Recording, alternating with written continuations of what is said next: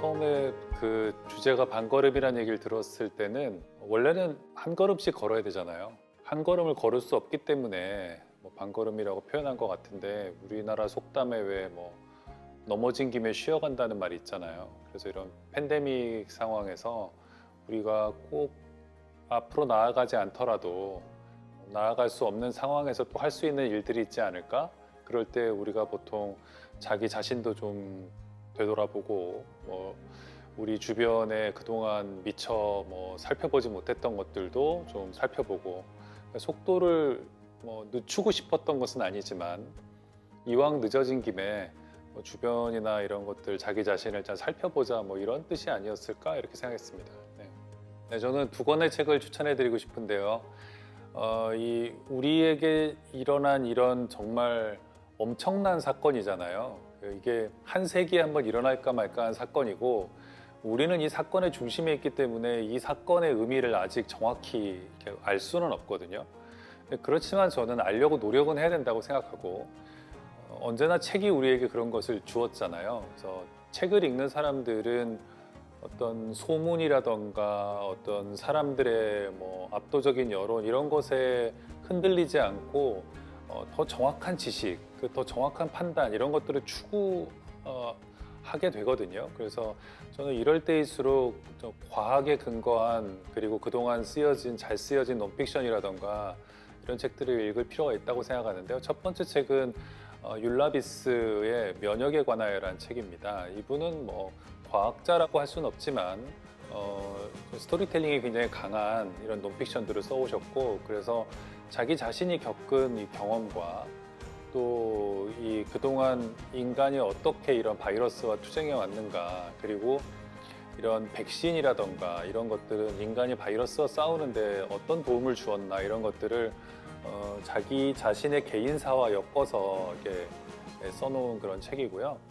또 좀 더 넓은 관점에서 정말 이런 면역학을 연구하는 그런 세계적인 학자가 쓴 저작도 한번 이번 기회에 읽어보면 좋을 것 같은데 니콜라스 크리스타키스의 신의 화살이라는 책입니다. 이 책은 지금까지 일어난 일들에 대해서도 우리가 생각할 수 있지만 이분은 이 전쟁, 바이러스와의 전쟁이 끝난 뒤 몇 년 후까지도 이제 생각을 하시거든요. 그래서 스페인 독감, 20세기 초의 스페인 독감이라던가 그 밖에 이런 대규모 팬데믹들을 겪은 뒤에 우리가 언제 일상으로 돌아가게 될 수 있는가. 우리는 뭐 당장 몇 달 후에도 돌아갈 수 있을 것처럼 생각하지만 이 책을 읽어보면 실제로 그렇게 간단하지는 않다.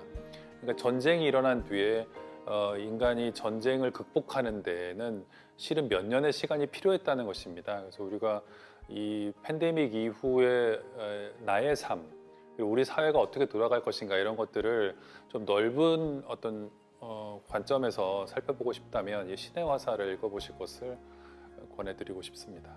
대부분의 작가들이 뭐 비슷한데 책을 쓰는 사람이기 때문에 거의 대부분의 영감이 책에서 온다고 할 수 있고 책을 읽는 동안 우리의 뇌가 굉장히 복잡하게 활동하거든요. 그러니까 책의 스토리를 따라가면서 동시에 이 저자의 말이 맞는지 안 맞는지에 대해서 계속 생각하거든요.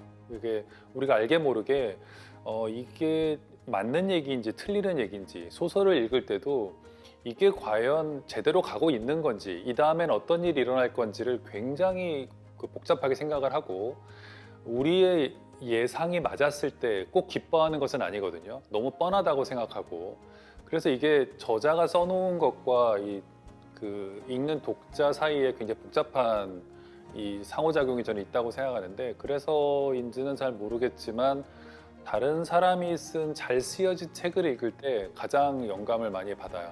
그러니까 이게 좋은 책도 그렇고 나쁜 책도 그렇게 영감을 주는데 좋은 책은 또 좋은 책대로 뭐 여러 가지 생각을 풍성하게 만들 수 있지만 잘 쓰여지지 않은 책도 읽다 보면 나라면 이렇게 안 쓸 텐데 이런 점은 좀 아쉽네 이런 책이 좀 필요하지 않나 이미 누가 이런 책을 쓴 거 아닐까 이렇게 해서 찾아보게 되거든요. 제가 좋아하는 말 중에는 그 미국의 작가 토니 모리슨이 쓴 한 말이 있는데 나는 내 서가를 둘러보고 거기에 없는 책을 쓴다 이렇게 말했거든요. 근데 이것도 역시 꼭 좋은 책이 우리에게 영감을 주는 게 아니라 나의 서가에 없는 책, 이 책을 왜 아무도 쓰지 않았지? 이런 얘기를 왜 아무도 하지 않았지? 이런 것도 작가에게 영감을 주기 때문에 거의 뭐 저의 경우에는 대부분의 영감이 책과 관련해서, 즉 독서 활동을 통해서 온다고 할 수 있습니다.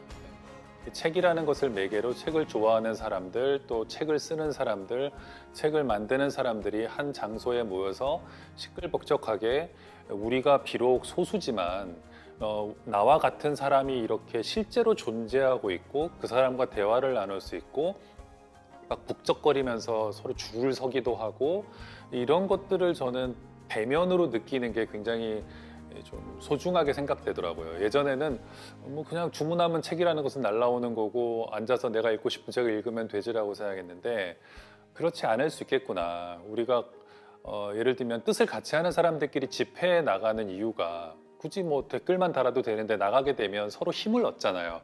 나와 같은 생각을 하는 사람이 여기도 있고 저기도 있다, 이런 것들을 발견할 수 있듯이, 도서관에서도 저는 책을 좋아하는 사람이 내 친구들 중엔 나밖에 없지만, 내 친구들은 다 나보고 넌 무슨 책을 이렇게 많이 읽냐고 말하지만, 도서전에 가면 나 같은 사람들만 모이는 거잖아요.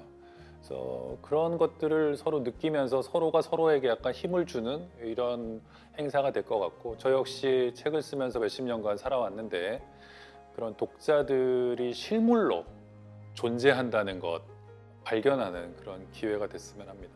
도서전은 뭐 조금 전에 말씀드린 것처럼 독자가 독자를 만나고, 독자가 작가를 만나고, 독자가 또 부스 안에 있는 책을 만드는 사람들을 만나는 그런 장이거든요. 클릭 몇 번으로 책이 오고 이런 시대에 책이라는 것을 만드는 실제 사람이 있다, 그것을 쓰는 사람이 있다라는 것들을 잊어버리기가 쉬워요. 그래서 그냥 하나의 상품으로 보기가 쉬운데, 이런 장소에 와서 책이라는 것 하나를 잘 만들기 위해서 얼마나 많은 사람들이 여기에 참여하고 있고, 또 그거를 독자에게 잘 전달하기 위해 노력하는 사람들도 있거든요. 마케터라던가 뭐 또 서점을 하시는 분들, 이런 분들이 있기 때문에 이 책이라는 아주 인류의 오래된 유산을 둘러싸고 너무나 많은 존재들이 함께 일하고 있다, 그리고 그것들을 사랑하고 있다는 것을 와서 좀 느끼실 수 있었으면 좋겠습니다. 네, 자, 서울국제도서전에서 만나요. 네.